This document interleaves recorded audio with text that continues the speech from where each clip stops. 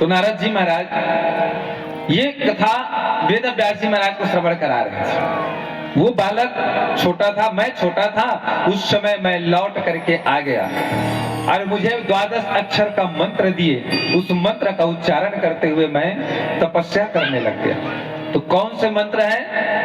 तो भगवान नारायण के 12 अक्षर मंत्र है, प्रतिदिन उच्चारण कर लेना भी चाहिए। ओम नमो भगवते वासुदेवाय नमः। इस मंत्र का जाप आप प्रतिदिन करना। बालक लौट के आया, घर में तपस्या करने लग गए। एक दिन मैया सोचने लग गई कि हो सकता है मेरा बालक संन्यास ना ले, गृहस्थ में ना चला जाए, मैं इनके विवाह करूं। पर बेटा तपस्या करना चाह रहे थे। अब बात दोनों तरफ है। तपस्या करने के लिए बेटा चाह रहे हैं, माँ चाह रही थी कि कोई बहू आ जाए घर में, ये संन्यास ना ले ले। ऐसा मन में सोच करके एक दिन मैया जा करके अपने पुत्र से कहने लगे कि बेटा हम तुम्हारे विवाह करेंगे। माँ की आज्ञा है, इसलिए बेटा कुछ बोल नहीं पा रहे थे। अभी के समय भले ही बदल गया कि बेटा को कुछ बोलो तो मना कर दे, पर पहले ऐसा होते थे। और कथा के माध्यम से हम अभी भी कहते हैं, ऐसा परिवार एकत्रित करके रखो कि कम से कम पिताजी के माता जी के बाद पुत्र श्रवण करे, सुने। तो बेटा को बनाने के लिए ये कब करना पड़ेगा? तो 1 से 5 साल के अंदर करना पड़ेगा। एक कथा आएंगे, हम आपको अवश्य बताएंगे।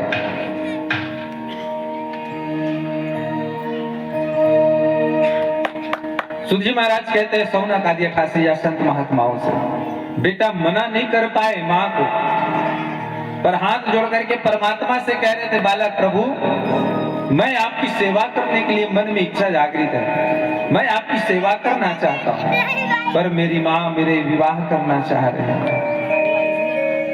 हे प्रभु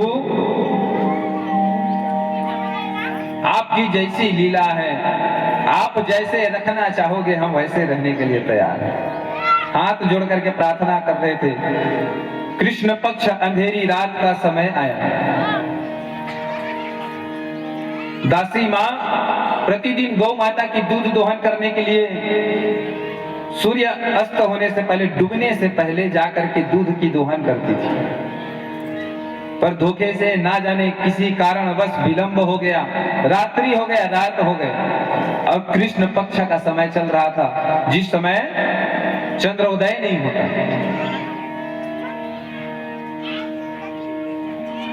रात्रि में जाकर के गौ माता की दूध दोहन तो किए। दूध दोहन करने के बाद वापस लौट करके आ रहे थे तो एक काले विषैले काले कलर का सर्प, ये सर्प रास्ते में मार्ग पर जा रहे थे काले सर्प रात्रि काली है, दासी माँ को दिखाई नहीं दिए। गौ माता की दूध दोहन करने के बाद दूध दोहन करके दूध ले जा रही थी। काले विषैले सर्प के ऊपर दासी माँ के चरण पड़ गए।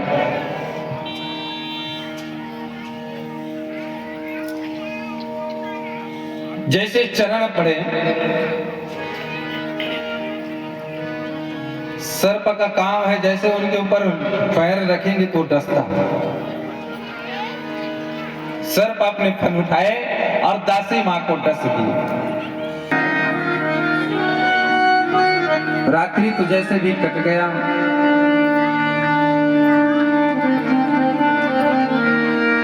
प्रातः काल का समय हुआ। सुबह बालक स्नान ध्यान पूजन पाठ करके तपस्या करने के लिए बैठ गए। मन में बालक सोच रहे कि मेरी मैया अभी गौशाला गए होंगे और जाकर के दूध दोहन कर रही होगी। आज पता नहीं कैसे जल्दी उठ करके प्रातः काल चले हैं, पर उन्हें क्या पता रात्रि में ही माँ की मृत्यु हो गए हैं।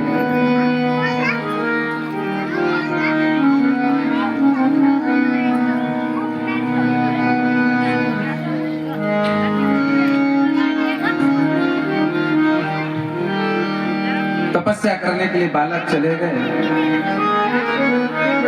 थोड़ी जा करके रुदन करने लग गए। रोते हुए बालक को सब नगर के लोग कहने लग गए कि बेटा अब रुदन करना छोड़ दो, चलो तुम्हारी माँ की अंतिम संस्कार करते हैं। अंतिम संस्कार करने के लिए बालक अपने माँ को कंधे दे करके अंतिम संस्कार शमशान घाट तक लेकर के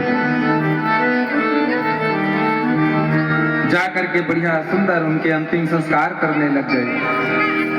जिन्होंने जन्म दिए वो तो माँ ही है, जैसे भी है उनकी आज्ञा का पालन तो करना था।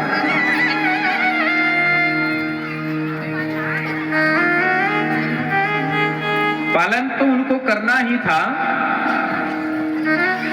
पर मां की जाने के मन में दुखी होने लग गए, रोने लग गए कि मैया आप तो मैं अनाथ हो गया, पिताजी को तो देखे नहीं है, आप ही हमें पाल पोस करके बड़े किए,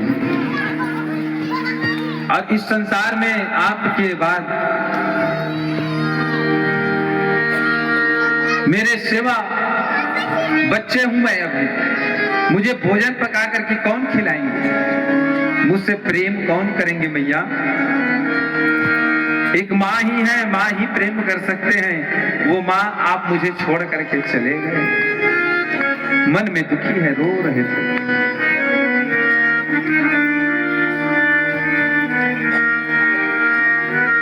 एक छोटा सा भाव है, सिजी भजन है, आप सबके बीच में रखते हैं।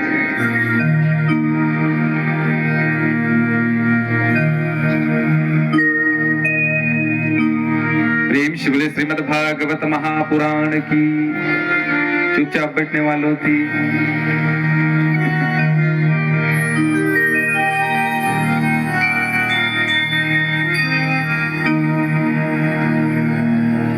मूला बता दे माई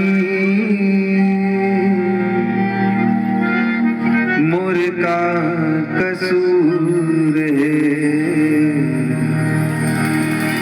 मूला बता दे माई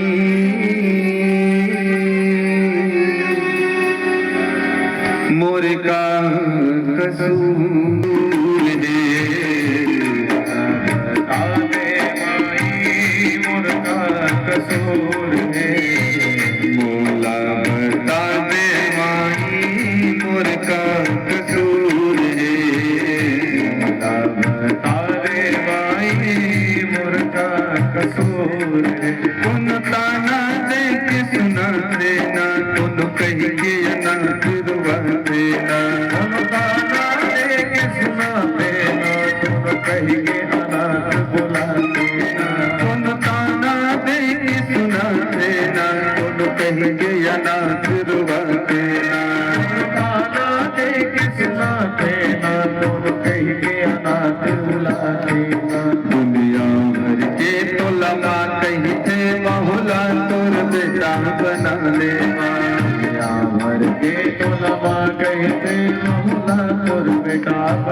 दे मोला बता दे माई मोर का कसूर मोला बता दे माई मोर का कसूर बोलिए बाके बिहारी लाल की।